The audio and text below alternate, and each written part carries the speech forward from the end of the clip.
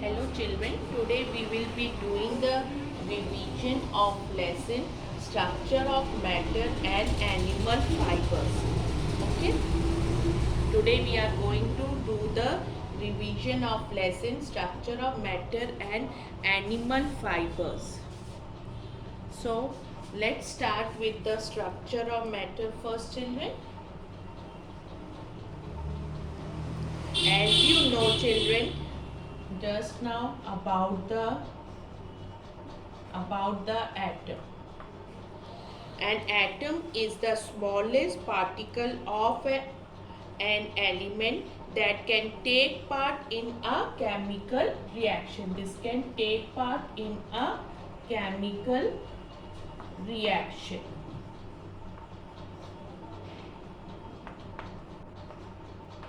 Then children, a molecule.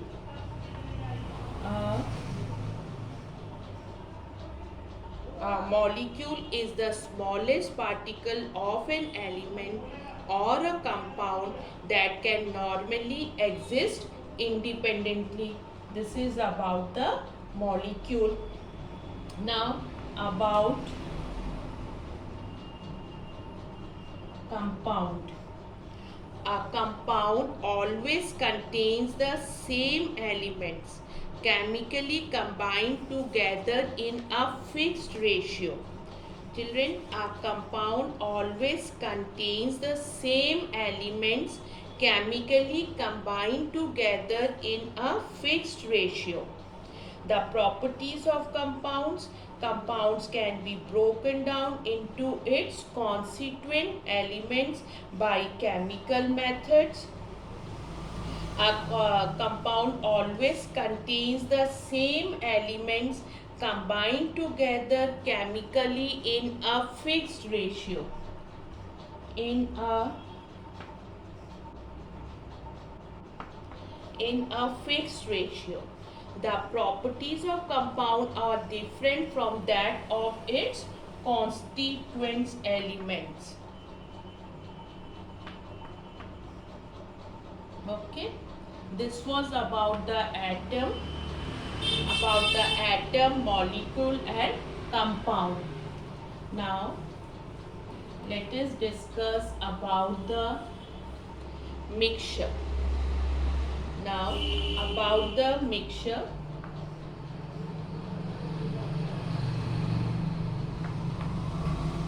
In a mixture, the original atoms or molecules of the constituents remain unchanged. The constituents that remain unchanged. In a mixture, the original atoms or molecules of the constituents remain unchanged and no new molecules are formed. And no new molecules are formed, children. No new molecules are formed. In a mixture, the constituents can be present in any ratio.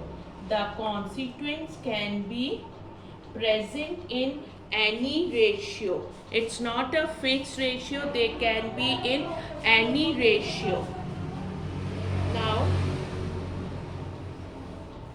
about the symbols are used. What is the role of the symbols? Symbols are used to represent elements. Then atomicity of an element is the number of atoms. That is the number of atoms. That is the number of atoms present in one molecule of the element. That is known as the atomicity. Okay. So diatomic elements.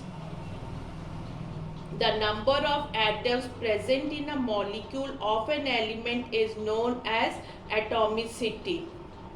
Now for the nitrogen, what is its atomicity? 2 is its atomicity, children. And for the helium, the atomicity is 1. For the phosphorus, the atomicity is 4. Now, the next one is the valency.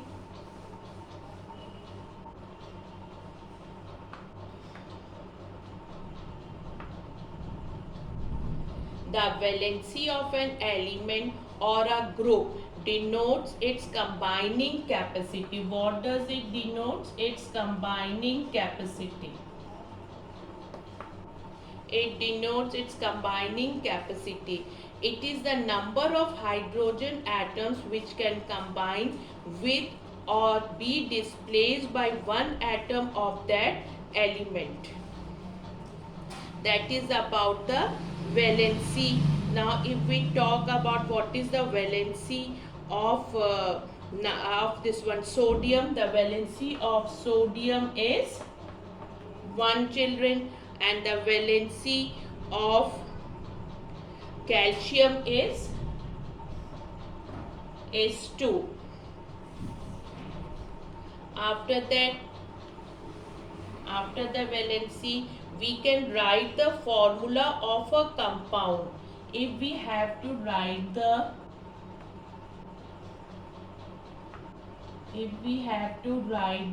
formula of a compound, so if the valencies of its constituent elements or groups are known, we can write the formula of a compound. Now, how can we write down, children, the formula of a compound? The symbols of the elements groups it is made up of, and the valencies of the elements and groups it is made up of. So what are the steps involved? First of all, what we have to do, we have to write the symbols of the elements and groups side by side, write their valencies on the top, write their valencies on the top as superscripts,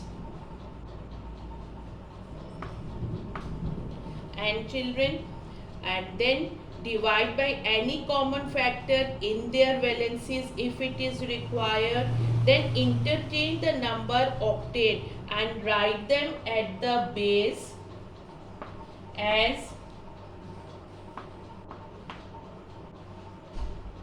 children subscripts, okay, to get the formula. So let us do one, we'll do one example of it. For the elements in ammonia, which all elements in ammonia are nitrogen and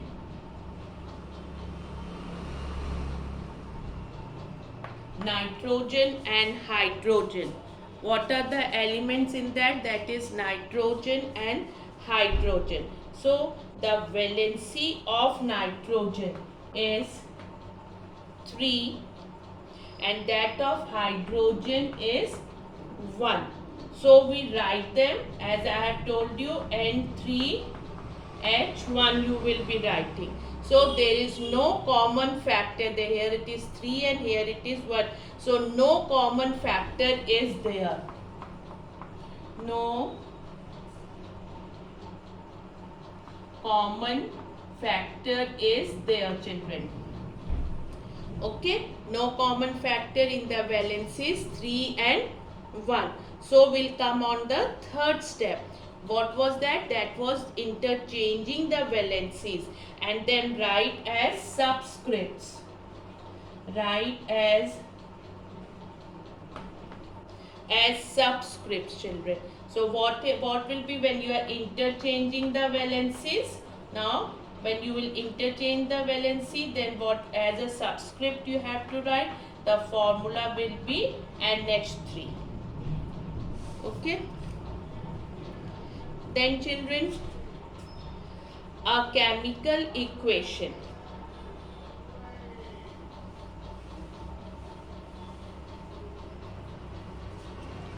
A chemical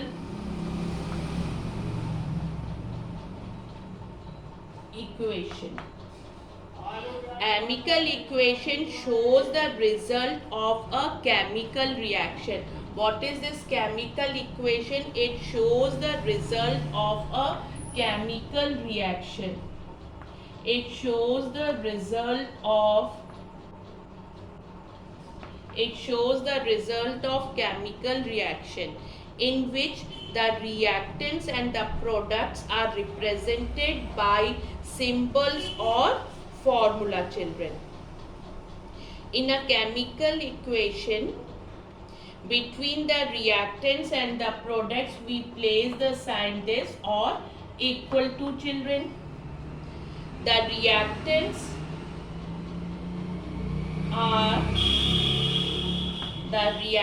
are written on the left hand side of the arrow, children, and here are the products.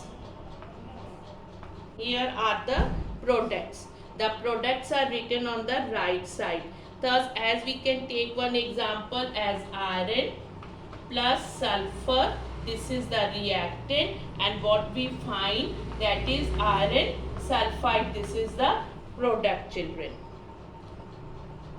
Represents the what it is. This is representing the chemical chain in which iron reacts with sulfur to form iron sulfide. So children, what is the important requirement? That the number of atoms of each element on the left hand side should be the same as on the right hand side. Okay, that is most important, children. Then an equation must be balanced. An equation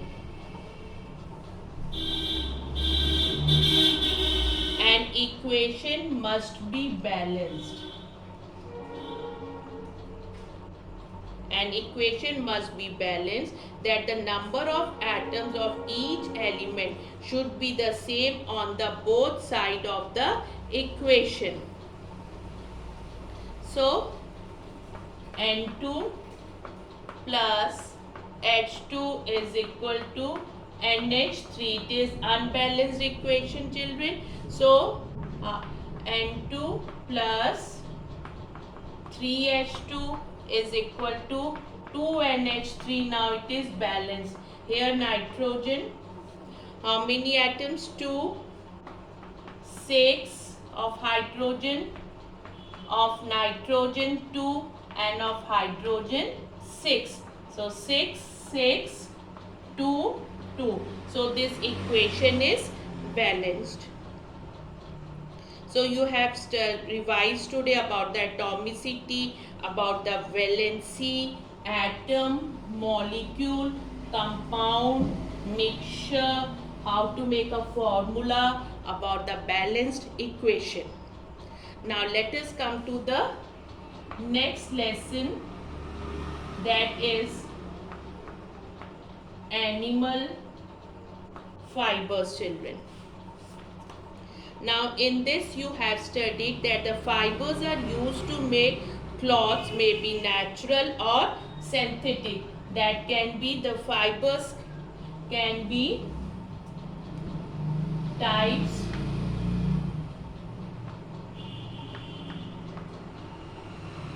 of fibers. Okay, fibers used to make cloths may be natural or synthetic.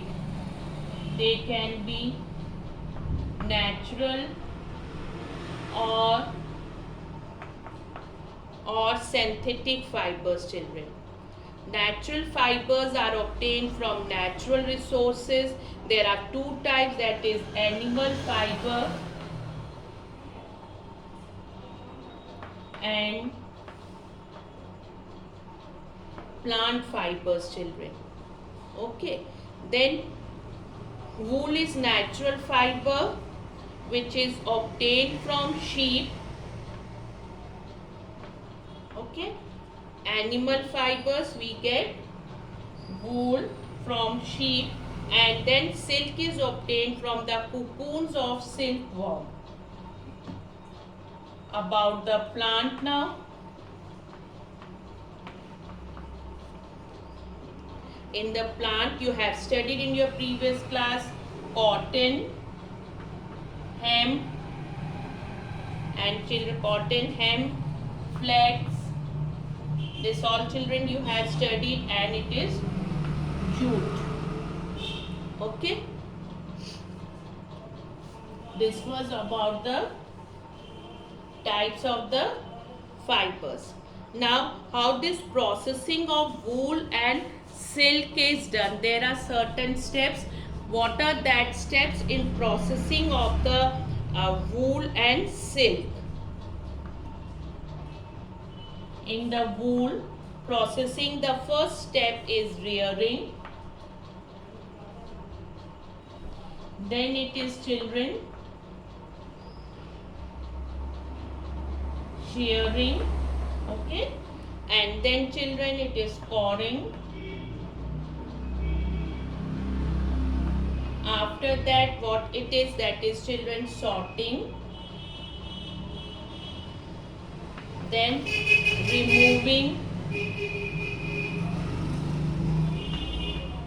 removing burrs. Okay, after that what it was children, that is dyeing process is there. After the dyeing what is required, yarn is formed. Okay, and after the yarn children, weaving or knitting is done. These are the steps in the processing of the wool.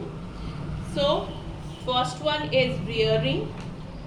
Sheep are reared mainly for their wool.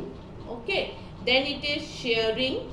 The removal of wool from a sheep, it is known as shearing. Then the sheared hair is moved through a tub filled with soapy water to remove the dust, dirt and grease. Then sorting is done children of different textures. Then after that removing the burrs are required. Burrs are soft fluffy fibers in wool. These are removed manually. Then whatever wool we get, that is in the natural hair of sheep, white, brown or color. Then the coloring process is done, means dyeing is done with different colors. Then making the yarn is there. Weaving or knitting is after that. This was the processing of wool. Then children, the processing of the silk. In the processing of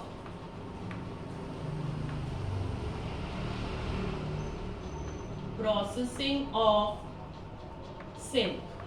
Okay, the first one is the rearing. It is rearing. Then children, it is incubation.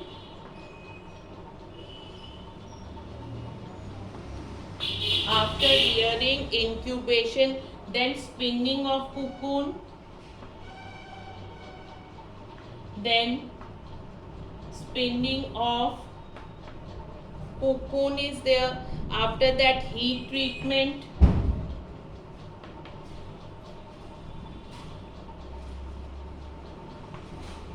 After heat treatment, it is reeling and spinning. Then it is spinning. These are the steps in the silk processing children. What are all? So how it is done children? And the breeding and management of silkworm for the production of silk is known as sericulture. Okay, now the life cycle of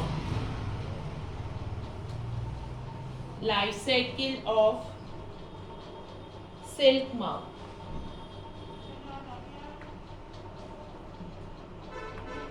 Silk moth life cycle.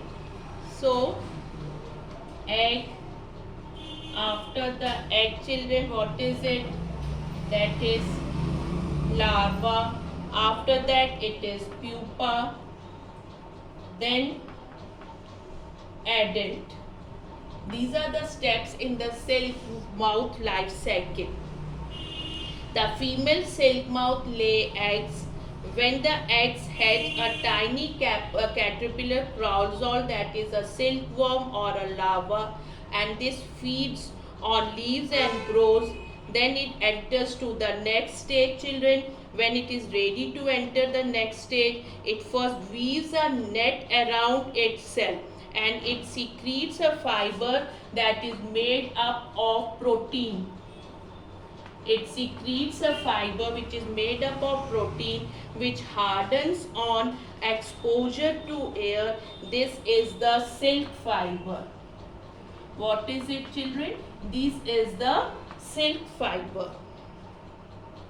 It covers itself completely with this fiber, form a cocoon. What is formed? A cocoon is formed, children. At this stage, the larva is called as a pupa. The pupa grows and changes inside the cocoon. A few weeks later, the cocoon opens and an adult mouth comes out. This is the life cycle of a silk mouth, children. Fine, children? Now, different types of silk with different textures are obtained from different varieties of silk mouths. What are the different types of the silk? Tussar silk, Moga silk and Kosa silk are three different types of silk produced from cocoons of children, of cocoons of different varieties of silk mouth. And the silk mouth common silk mouth is the mulberry silk mouth. The silk fiber obtained from this is of very good quality, children. So, this way we have done the revision of both the lessons, children. That was structure of matter and the animal fibers. Thank you.